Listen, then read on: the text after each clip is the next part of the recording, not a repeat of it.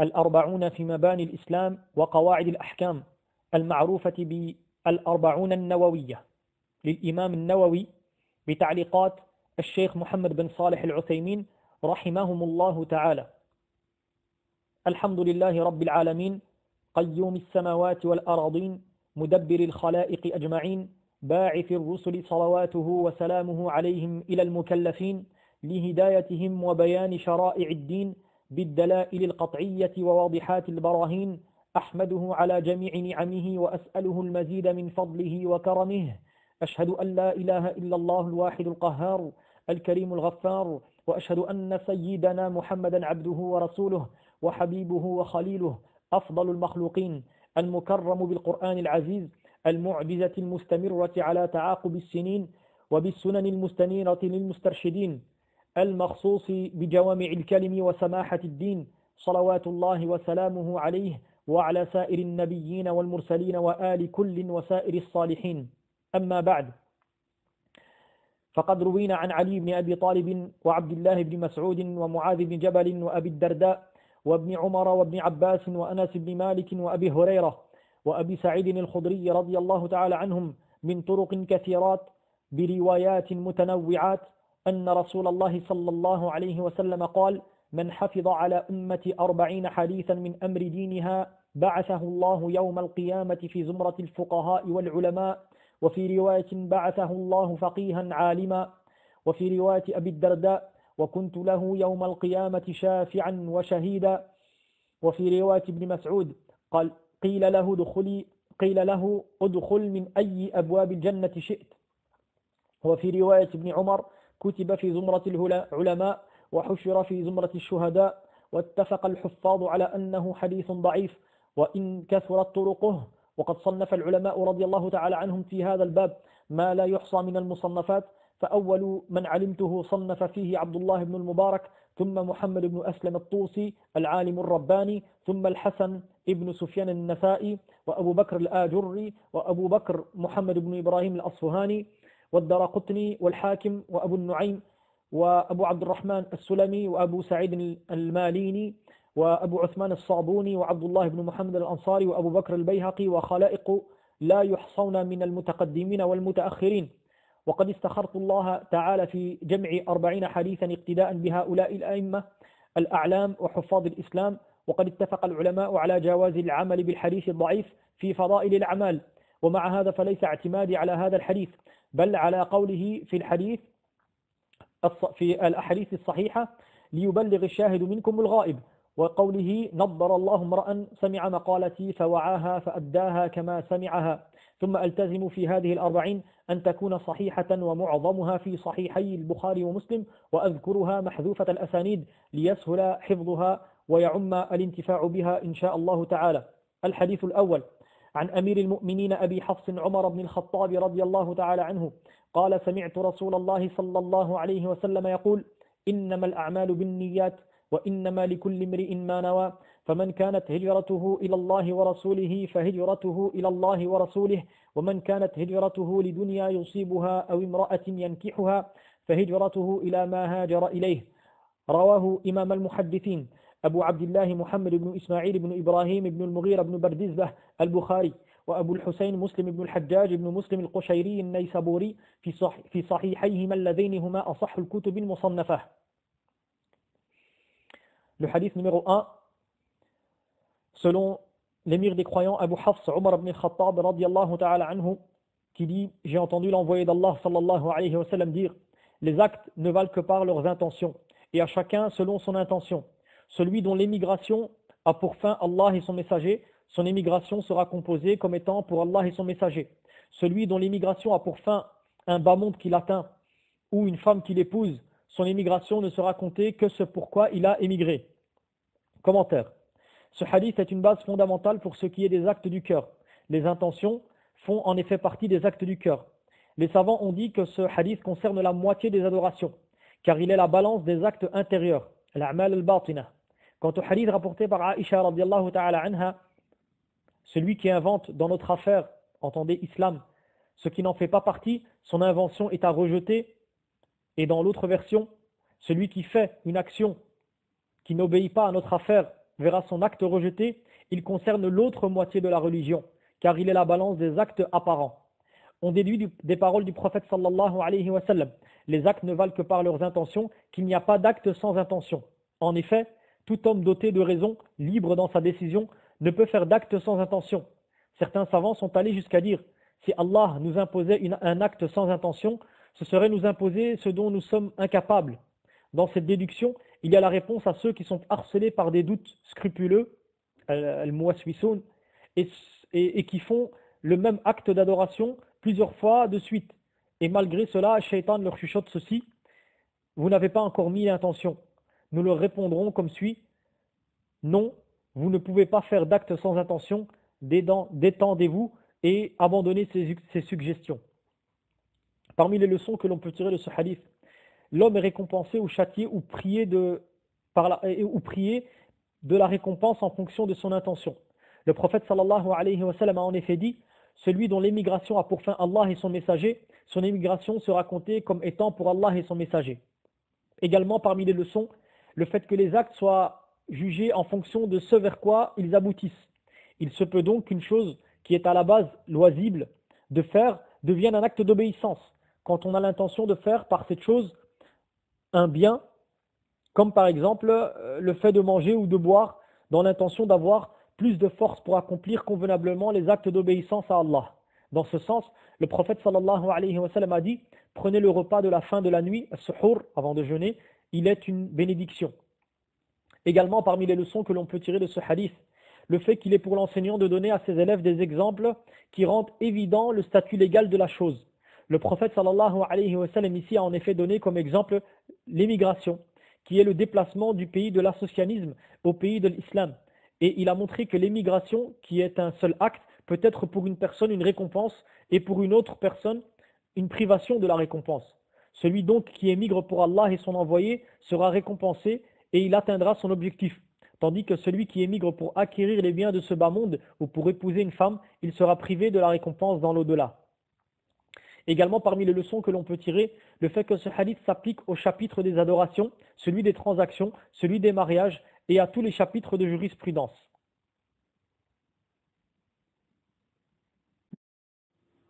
Le deuxième hadith, al-hadith al-thani, عن عمر بن الخطاب رضي الله تعالى عنه أيضا قال بينما نحن جلوس عند رسول الله صلى الله عليه وسلم ذات يوم إذ طلع علينا رجل شديد بياض الثياب شديد سواد الشعر لا يرى عليه أثر السفر ولا يعرفه منا أحد حتى جلس إلى النبي صلى الله عليه وسلم فأسند ركبتيه إلى ركبتيه ووضع كفيه على فخذيه وقال يا محمد أخبرني عن الإسلام فقال رسول الله صلى الله عليه وسلم الإسلام أن تشهد أن لا إله إلا الله وأن محمد رسول الله وتقيم الصلاة وتؤتي الزكاة وتصوم رمضان وتحج البيت إن استطعت إليه سبيلا قال صدقت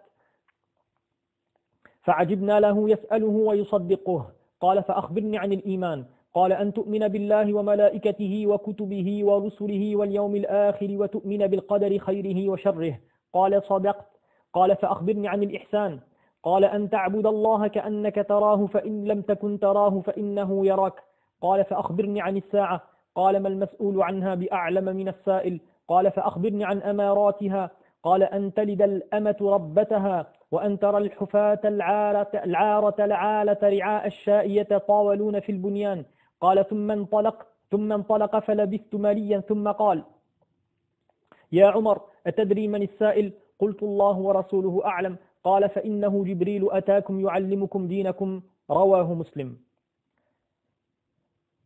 Selon Omar radiallahu ta'ala anhu qui a dit, pendant que nous étions un jour assis chez le prophète sallallahu alayhi wa sallam, apparut soudainement parmi nous une certaine personne portant des habits tout blancs, ayant les cheveux très noirs, et aucune trace d'un long voyage n'apparaissait sur lui.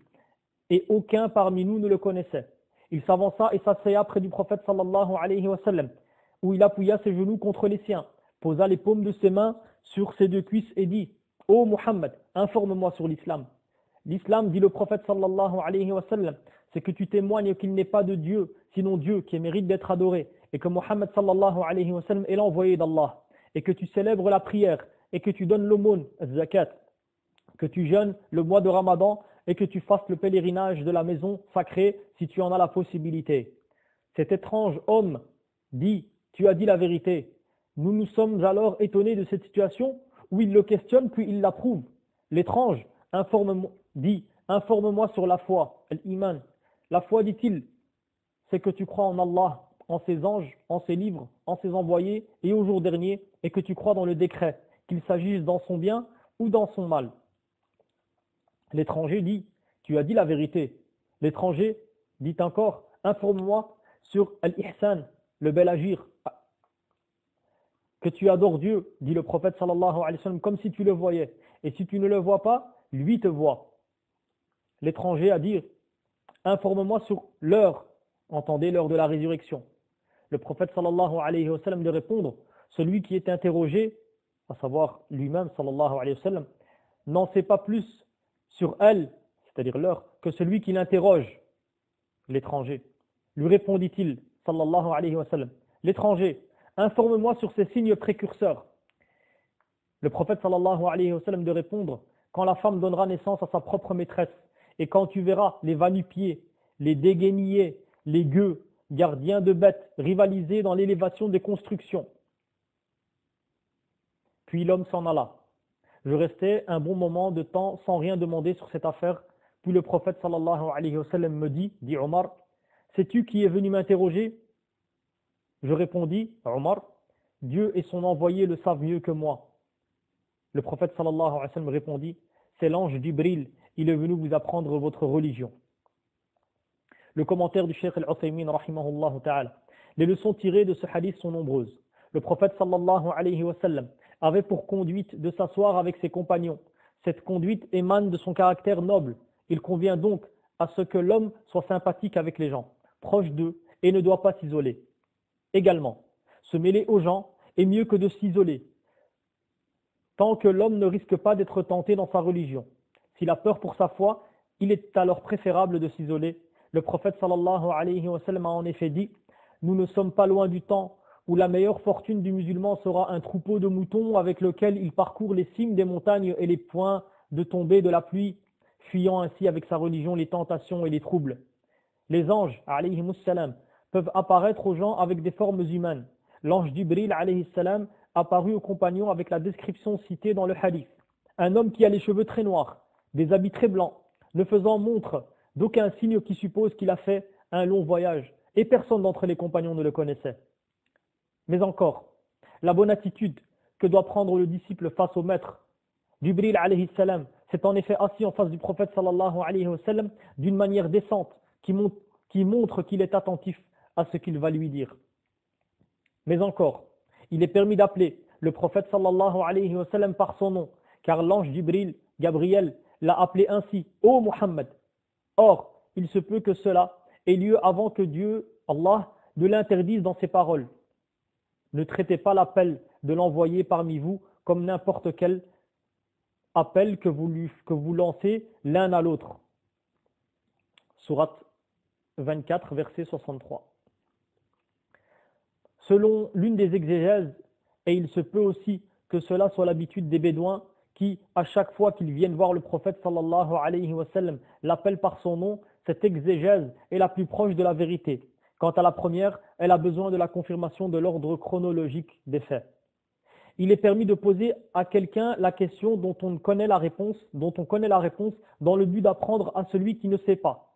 En effet, l'ange Jibril alayhi salam connaissait bien les réponses, car il disait à chaque réponse, tu as dit la vérité. Mais aussi, le causateur a le même statut que l'auteur d'un acte. Le prophète sallallahu alayhi wa sallam a en effet dit, c'est l'ange Jibril, il est venu vous apprendre la religion, votre religion, alors que c'est lui qui était l'enseignant, sallallahu alayhi wa sallam. Mais puisque l'ange Jibril était la cause de l'apprentissage par les questions qu'il posait, l'envoyé de Dieu sallallahu alayhi wa sallam a considéré que c'était lui l'enseignant. Mais encore, le hadith montre que l'islam possède 5 piliers. En effet, le prophète sallallahu alayhi wa sallam a répondu ainsi en disant, l'islam c'est que tu témoignes qu'il n'est pas de Dieu sinon Dieu qui mérite d'être adoré et que Muhammad sallallahu alayhi wa sallam est son envoyé, que tu célèbres la prière, que tu donnes l'aumône légale, que tu jeûnes le mois de Ramadan et que tu fasses le pèlerinage de la mosquée sacrée si tu en as la possibilité. Mais encore, il faut que l'homme témoigne par sa langue et ait la conviction ferme par son cœur qu'il n'est de Dieu sinon Dieu, Allah subhanahu wa ta'ala, qui mérite d'être adoré, ce qui signifie que nul n'est en droit d'être adoré que Dieu. Ainsi, à l'homme de témoigner par sa langue, conviction par le cœur, que nul n'est en droit d'être adoré parmi les créatures, ni prophète, ni saint, ni homme vertueux, ni arbre, ni pierre, si ce n'est Dieu subhanahu wa ta'ala. Et tout ce qui est adoré en dehors de lui est faux, conformément à ce qu'il dit subhanahu wa ta'ala, et cela du fait que Dieu c'est le vrai, et que ce que vous invoquez en sa place est le faux. Dieu est le sublime et le grand. Cette religion ne s'accomplit qu'en témoignant que Muhammad sallallahu alayhi wa sallam, il est Muhammad, le fils d'Abdullah al-Hashimi, le Hashimite. Celui qui désire connaître davantage ce noble prophète sallallahu alayhi wa sallam, qu'il lise le Coran et ce qu'il peut aisément faire de la sunna et des livres d'histoire. L'envoyé de Dieu sallallahu alayhi wa sallam a réuni les deux témoignages, la ilaha illallah, Muhammad al-Rasulullah, dans un seul pilier.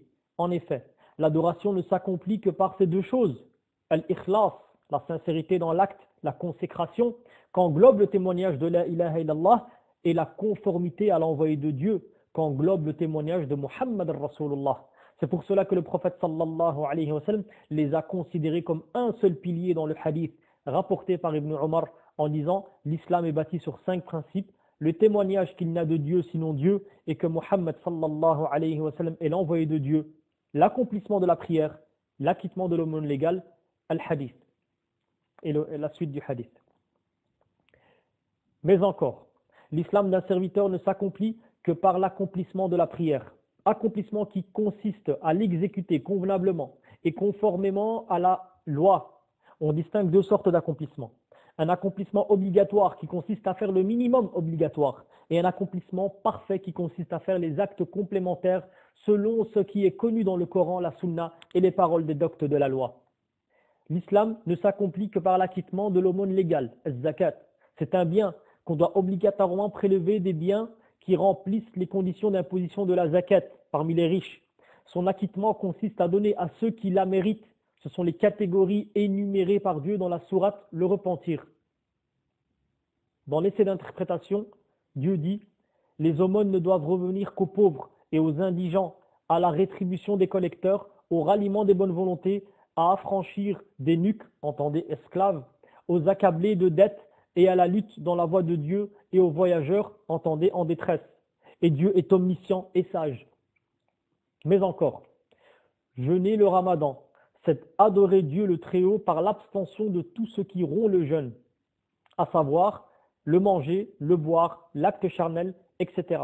Depuis l'apparition de l'aube jusqu'au coucher du soleil. Le ramadan est le mois situé entre Sha'ban et Shawwal. Mais encore, le pèlerinage vers la mosquée sacrée, c'est se rendre à la Mecque avec l'intention d'accomplir les rites. Il exige, tel que c'est souligné par le hadith, la capacité, car il comporte dans sa majorité des difficultés. Quoique toutes les obligations ont pour condition la capacité, Dieu subhanahu wa ta'ala a en effet dit « Craignez Dieu autant que vous pouvez ». D'ailleurs, l'une des règles établies par les savants stipule qu'il n'y a pas d'obligation dans le cas d'incapacité et il n'y a pas d'interdiction dans le cas de nécessité. Mais encore, l'intelligence des compagnons qui se sont étonnés de voir celui qui pose des questions confirmer les réponses de celui qui est interrogé, alors qu'à la base, celui qui pose des questions ignore les réponses. Or, l'ignorant ne peut pas juger les réponses de véridicité ou de mensonge, mais cet étonnement s'est dissipé lorsque le prophète sallallahu alayhi wa sallam leur a dit « C'est l'ange Jibril, il est venu vous apprendre votre religion. » Ajoutons à cela, la foi englobe 6 principes. La foi en Dieu, en ses anges, en ses livres, en ses envoyés, en le jour dernier, en le décret dans le bien et dans le mal. Mais encore, la distinction entre la foi et la soumission, l'islam, et ce, quand elles sont citées ensemble, on désignera par l'islam les actes des membres et par la foi les actes du cœur. Pris isolément, chacun des deux inclut l'autre. En effet, ces paroles divines, j'ai agréé pour vous l'islam comme religion, et ces paroles qui soupirent après une religion autre que l'islam cela de lui ne sera pas accepté, englobe la foi et l'islam. Il en va de même pour les paroles suivantes du Très-Haut, Dieu est avec les croyants. Et ces paroles, et qu'on affranchisse un esclave croyant. Quand l'islam et la foi sont cités ensemble dans un même hadith ou verset, ils sont expliqués conformément au hadith ci-dessus. La foi en Dieu est le plus grand pilier de la foi. C'est pour cela que le prophète sallallahu alayhi wa sallam dit en premier que tu crois en Allah, en Dieu. La croyance en Dieu englobe la croyance en son existence, sa seigneurie, ar-rububiyya, sa divinité, uluhiyya, ses noms et attributs, asma wa sifat. Elle ne se réduit pas à la seule croyance en son existence, mais il faut ces 4 fondamentaux. L'affirmation de l'existence des anges, ils font partie du monde invisible, al-ghaib. Dieu leur a donné plusieurs descriptions dans le Coran. De même, le prophète sallallahu alayhi wa sallam dans Sunnah, croire en eux consiste à croire en les noms de ceux que la révélation a précisés. Quant à ceux dont les noms ne sont pas précisés, nous croyons en eux de façon globale. De même, nous croyons, selon nos connaissances, en les actes qu'ils accomplissent, qui sont cités dans les sources canoniques. Nous croyons aussi, d'après ce que nous connaissons, en leurs descriptions citées dans les sources canoniques, notamment le fait que le prophète sallallahu alayhi wa sallam a vu Jibril alayhi salam dans la forme selon laquelle il a été créé. Il avait alors 600 ailes emplissant tout l'horizon. Notre devoir vis-à-vis des anges consiste à croire en eux et à les aimer parce que ce sont des adorateurs de Dieu qui accomplissent sans trêve ses ordres. Le Très-Haut subhanahu wa ta'ala dit: ceux qui sont auprès de lui, entendez les anges, ne se considèrent pas trop grands pour l'adorer, non plus qu'ils ne s'en lassent. Ils le glorifient nuit et jour et ne s'interrompent point. L'obligation de croire en les livres que Dieu le Très-Haut subhanahu wa ta'ala a fait descendre sur ses envoyés, alayhimus salam, Dieu dit: oui, nous avons envoyé nos envoyés avec les preuves et fait descendre avec eux le livre et la balance. Nous croyons en effet en tout livre que Dieu a fait descendre sur ses envoyés, mais nous y croyons de façon globale.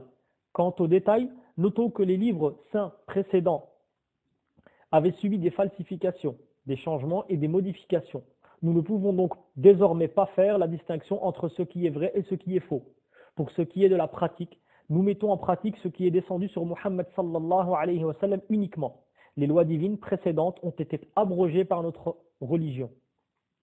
L'obligation de croire en Muhammad, l'obligation de croire en les messagers, nous croyons que tout messager envoyé par Dieu est vrai, apportant la vérité, véridique dans ce qu'il a informé, véridique dans ce qu'il a recommandé.